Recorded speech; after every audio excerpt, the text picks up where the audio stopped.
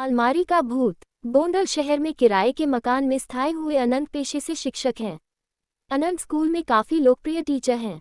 School में पढ़ाने के बाद वह बच्चों को अपने घर पर ट्यूशन भी पढ़ाते हैं। खैर, अब तो उनकी शादी हो चुकी है, पर जब वह कुंवारे थे तब उन्हें अपने किराए के घर में एक बेहद भयानक अनुभव हुआ था। एक शाम जब वह अपनी आराम कुर्सी पर बैठकर सुस्ता रहे थे, तभी अचानक उनकी अलमारी का दरवाज़ा अपने आप धड़ाम से खुल गया। इस आवाज़ से वह चौंक गए। उन्हें काफ़ी डर महसूस हुआ चूंकि उस शाम वहाँ कोई हवा नहीं चल रही थी और घर पर तो वह अकेले ही रहते थे।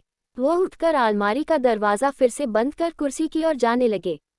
तभी उन्हें महसूस हुआ कि किसी ने उनका नाम पुकारा और वह आवाज़ उस अलमारी के अंदर से आ रही थी।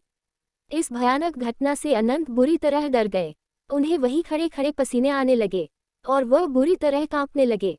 डरते डरते उन्होंने पीछे मुड़कर देखा तो अलमारी का दरवाज़ा धीरे धीरे हिल रहा था, जैसे कि अंदर से उसे कोई धक्का दे रहा हो।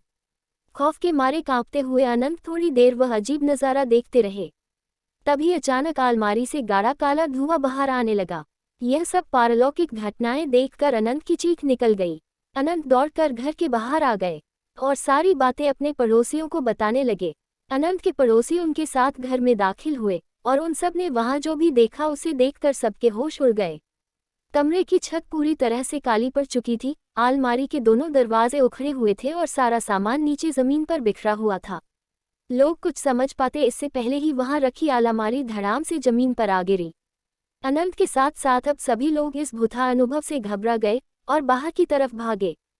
कुछ लोगों को भागते भागते एक चीख सुनाई दी, चले जाओ सब, पर किसी ने पीछे मुड़कर देखने की हिम्मत नहीं की।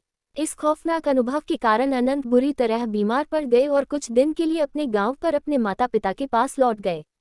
जब वो गोंडल वापस लौटे तो कभी उस घर में वापस नहीं गए और किसी और मोहल्ले में रहने लगे। क्या थी इस खौफनाक घटना की वजह? मोहल्ले में रहने वाले बुजुर्गों से पता चला कि वो मकान अंग्रेजों के जमाने की बनी एक हवेली को तोड़कर बनाया गया था। कहते हैं कि उस हवेली का मालिक बहुत क्रूर इंसान था और एक बार उसने अपने नौकर को जलाकर मार डाला था और उसकी अधजली लाश उस अलमारी में छिपा दी थी।